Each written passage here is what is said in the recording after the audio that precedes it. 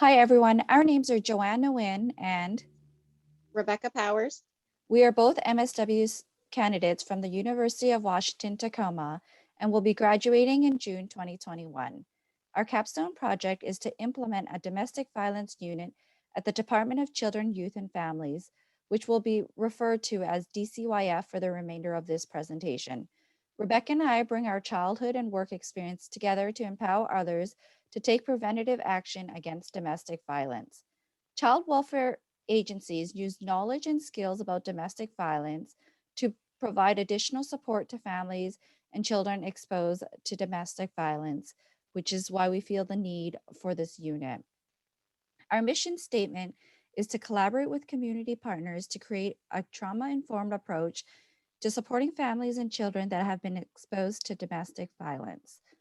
The first outcome and indicator is to increase state social workers with the knowledge and safety issues in cases with potential domestic abuse components, and for social workers to be able to identify safety tips, warning signs, and dangerous situations that our families are facing. The second outcome and indicator is to improve efficiency in providing referrals to community resources in cases where physical abuse of an adult or child is a major concern. Essential components of investigations by the Child Protective Services are completed in a timely manner, and case collaborations and referrals to the community resource will occur in cases that involve multiple agencies. Approximately 1/3 of child welfare cases are DV related. Varying investigative roles of Child Protective Services, CPS agencies in different jurisdictions are a contributing factor to the response of child abuse and neglect fatalities. In 2018, in the US, there were 1,738 deaths due to child abuse and neglect. 70% of fatalities are under the age of 3, and 80.3% of perpetrators were the parents. According to DCYF, uh, intimate partner violence, IPV, is defined as a pattern of assault and coercive behaviors, including physical, sexual, and psychological attacks, as well as economic coercion that adults or adolescents use against their intimate partners.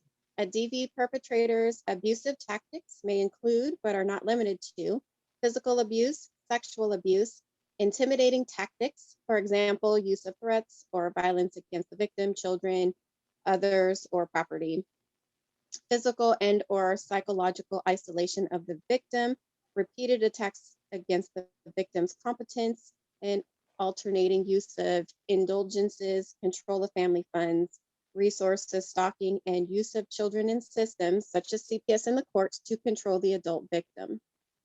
If you take a look at the power and control wheel on the poster, you will see the traits that a perpetrator will use to control the victims. For this project, we used the feminist and attachment theory. The feminist theory for domestic violence is an ongoing physical, emotional, social, financial, and or sexual abuse to exert control and power by one partner. The feminist paradigm supports domestic violence as primarily a culturally supported male enterprise, and that female violence are always defensive and reactive. The attachment theory suggests that domestic violence can prevent early attachment relationships with the primary caregiver, which affects babies' brain development, well-being, relationships, and interactions throughout their life cycle. Caregivers, often mothers, but not always, provide a safe foundation for babies, and if the caregiver is unsafe, then it makes it hard for them to have a safe, secure base for the child. This domestic violence unit that we are proposing would work in addition to the current training that social workers are already receiving as part of their hiring and optional ongoing training. However, our training would no longer make this optional for the social workers in this unit.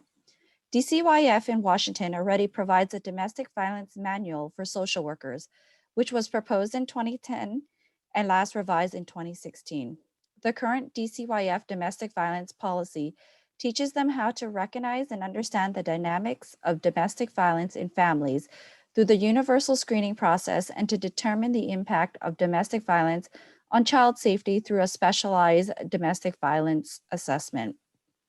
Our proposed workshop would enhance that training so not only are state social workers certified domestic violence advocates, but they are better equipped to work with families that have a domestic violence component. The proposed workshop would include providing more specific domestic violence training to the social workers in this unit by ensuring that all workers are receiving 80 hours in specific domestic violence related activities and trainings over the course of 2 weeks. The entire workshop is done with a trauma-informed approach, which includes 30 hours of certified training provided by the YWCA. It would teach social workers how to build trust and rapport with the parent victim.